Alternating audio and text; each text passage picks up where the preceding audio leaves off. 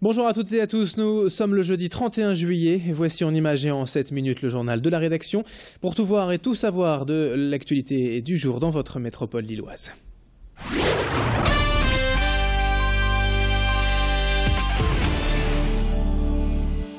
Victoire du LOSC à la Ligue des Champions, 2-0 contre le Grasshopper, but de Corchia et Mendes, match retour au stade Pierre-Mauroy mardi à 20h30. Découvrir Lille autrement, c'est ce que propose le blog Les Cachotteries de Lille. Des idées de sortie originales, des restos sympas, un carnet d'adresses insolites. La créatrice de ce site, Aurélie, 27 ans. Son but, partager les découvertes originales de sa ville natale. Et Lille est une ville qui bouge bien. Il y a de quoi faire. J'avais peur d'arriver à bout d'idées et d'être un peu à court, mais en fait, je me rends compte que j'ai un carnet rempli de choses à aller voir, d'activités à aller tester. Il y a beaucoup de choses qui bougent. Je trouve qu'il y a un esprit aussi de création. Je trouve qu'il y a beaucoup de créateurs, que ce soit de marques d'habits ou que ce soit des créateurs de concepts ou que ce soit des restaurants un peu atypiques. Enfin, je trouve qu'il y a beaucoup de choses différentes. Il y a des ambiances différentes, des quartiers différents. Donc c'est vrai que ça fait une diversité dans les sorties qu'on peut faire et du coup, c'est en ça que je trouve que Lille est une ville très riche. Une centaine d'articles depuis 6 mois et aucune critique négative. En février 2015, les personnes ayant un handicap visuel, auditif, mental ou moteur devront pouvoir se déplacer librement sans embûches. L'association Aventure et Partage a comme projet de créer un jeu réaliste en réseau. Le joueur doit guider des personnages dans des niveaux différents, truffés d'obstacles. Le but du jeu, sensibiliser le joueur au handicap. Chaque joueur étant plus un acteur du jeu, il peut en effet apporter des solutions aux problèmes rencontrés qui seront ensuite répertoriés et étudiés. L'objectif, l'accessibilité pour tous. Des pouvoirs magiques qui permettent de faire prendre conscience au grand public que, bah oui, ça j'y avais pas pensé, je suis malvoyant, je peux avoir un chien, mais en tout cas si je me retrouve avec une poubelle en plein milieu, mon chemin déterminé va initialement et qu'il y a un obstacle, qu'il y a une poubelle, bah, ça va gêner une voiture mal garée, ça va être des outils de nouvelles technologiques dont on fait la recherche, enfin en tout cas c'est... Ah oui, il existe les personnes se déambulent de cette façon-là dans la ville.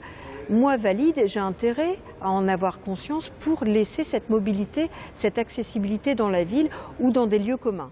Coût du projet 150 000 €. Ce jeu est un prototype et l'association vous invite à envoyer un don à fabienneliagre@free.fr.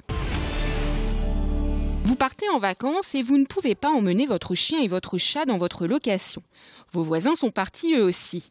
Et vous ne pouvez pas laisser votre animal de compagnie pendant 1 mois seul. Il existe une solution, la pension du Sar.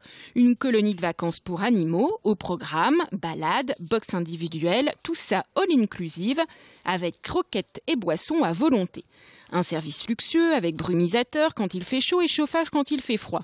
Et surtout, votre compagnon de route ne sera pas seul, il pourra se faire des copains avec les 200 autres chiens et 50 chats. Je l'ai confié depuis la première fois il y a 3 ans et il est super content d'être là, on est rassuré parce que le cadre est sympa et qu'on sait qu'ils sont bien et à chaque fois qu'il vient ici, il tire pas sur la laisse, il est super content donc on continue.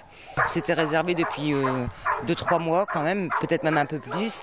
Et bon, après c'était Igor qu'il fallait trouver vraiment quelque chose de correct, de confortable. Et puis bon, on a trouvé ici. C'est pas la première fois qu'il vient et on était franchement très très contents.